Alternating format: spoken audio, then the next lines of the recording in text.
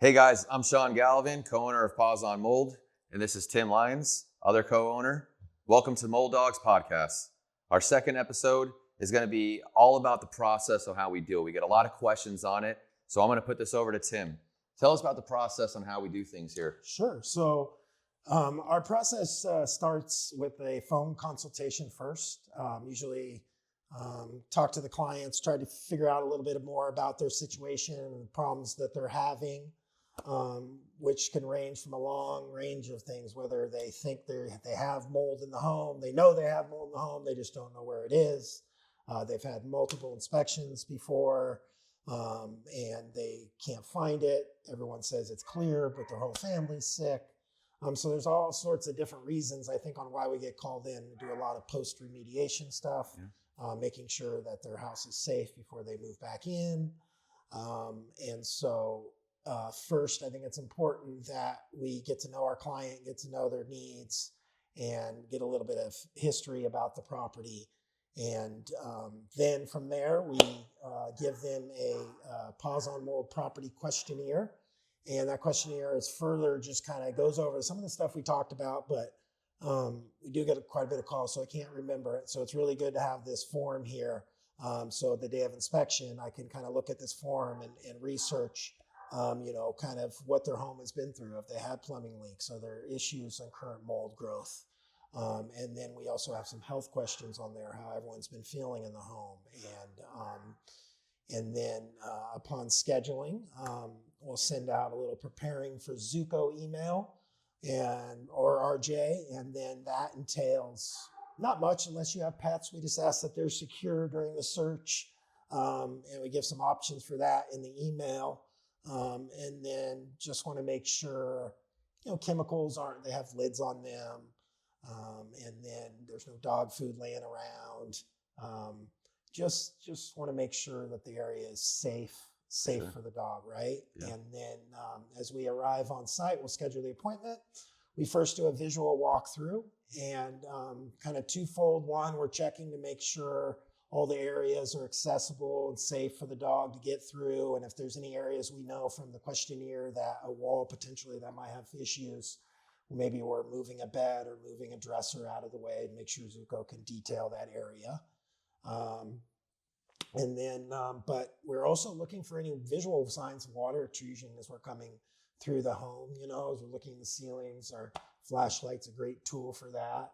And looking to see if we see any, of course, any active growth, but usually we don't see that. But the real work's done by Zuko with Paws on Mold. And so we bring Zuko in, and we kind of, actually, let me back up first. We have mold that we hide in my car. So when we're doing the walkthrough, we keep Zuko in the car, and he knows when he pulls up to a stranger's home, he knows he's about ready to work. So he hits his calm before the storm. He relaxes. We hide mold on the outside of the car, and then we hide on the outside of the property as well, contained, of course. And as we're doing our walkthrough, our odor is setting there. Mm-hmm. And then after our walkthrough, we come out, we get the dog, we let Zuko search the car. He gets his find there. We play a little ball. And then we go to our second find, and that's usually somewhere around the entrance before we enter the house. We get another find, and we play with him a little bit. We play tug or ball, as you know. And then this kind of, we felt, as your suggestion of you, of course, that we do this and it kind of just really focuses him in. He's already gotten 2 fines under his belt, kind of calms him down, right? Yeah. And then we're ready to go in the house. And as we go in the house, we kind of 2 ways. There's been times we open that front door, and if I could smell it, I know my dog can. And so we let him kind of dictate. Sometimes we just let him take us to odor. And so if he's immediately in odor, of course we learned from you, is we obedient to odor, and we let the dog take us to the odor. But lots of times, that's not the case, and he'll just start searching instantly. So we'll start at the room we come in, wherever we come in, front door, garage, and we'll systematically search room by room, focusing on the perimeters of the room, of course, but we can detail the inner room. A lot of parents now are wanting us to search their children's furniture, beds, and all their stuffed animals and such. So Shizuko will jump up on anything, even if you don't want him to sometimes. Now, not on his search. He's good about that. But so he'll check everything out. And then after the search, immediately you're going to get results, with our recommendations for next steps. And then I think another layered value that we bring is that we video record all of our searches.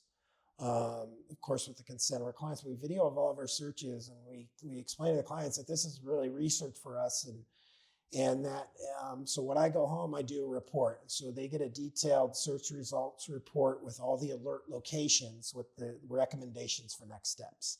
And so as I'm doing my reports, I'm watching the videos, and every once in a while every time I'm able to find something that I did right or I did wrong, of course. But I'm able to look at the dog, and maybe I'm able to see a head jerk I didn't see before, just a behavioral change that I might assess an area a little different in the report. For sure. And so that's been really helpful for us. And so then we present the report, and then, and we like to think like we're the first step in the process or the last step in the process.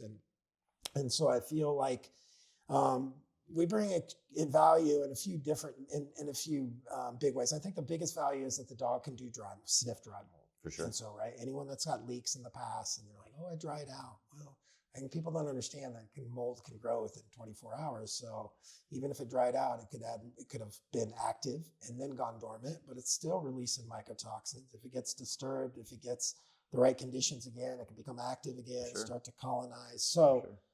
the fact that a wall looks beautiful from the outside, but there's dry mold on the inside makes it extremely challenging for traditional methods to check out. You also have the accountability for the assessors to come in and say there's mold just so they can come in there and rip something out. We have no skin in the game. Absolutely. No skin in the game. We like to be, and that's why we always kind of refer next. I've learned a lot, and I could be an assessor, to be honest with you, but there's something we got into this, and we wanted to be keep it third party and have the dog is completely biased. But when you start involving the handler in writing the report, is the dog now completely biased? I don't think so. I think that's why it's important, why it was important for us when we got into this, is like to have checks and balances. And the reason why we're not become assessors per se is that we wanted somebody to come, not us, and validate the dog after us. We could come in and say, the dog alert's here on the wall. And I can say, okay, we need to rip this wall out here, and the remediation is going to cost this. Thank you very much. And they believe it because it's the dog. But in fact, they really didn't need to do that. For sure. And was the dog even trained well enough to even indicate, was it handle or induced? There's a million things that can go really into it. A million things. And as well trained as our dogs are in the continued training, like we don't still feel comfortable with that because we know the limitations of that, right? I mean, it's not right. It's not right that it's one-stop shop. It's not right in the mold business in Florida to where you can assess a home and remediate that home. So why should it be any different for dogs? For sure. So dogs, in my opinion, shouldn't be able to go in and then have that same company come and remediate the thing. So it's one of the reasons why we're doing these podcasts is to get awareness out there. For sure. And I think there's some good practices. There's some really good dogs out there across the country, and there's some not so good dogs out there.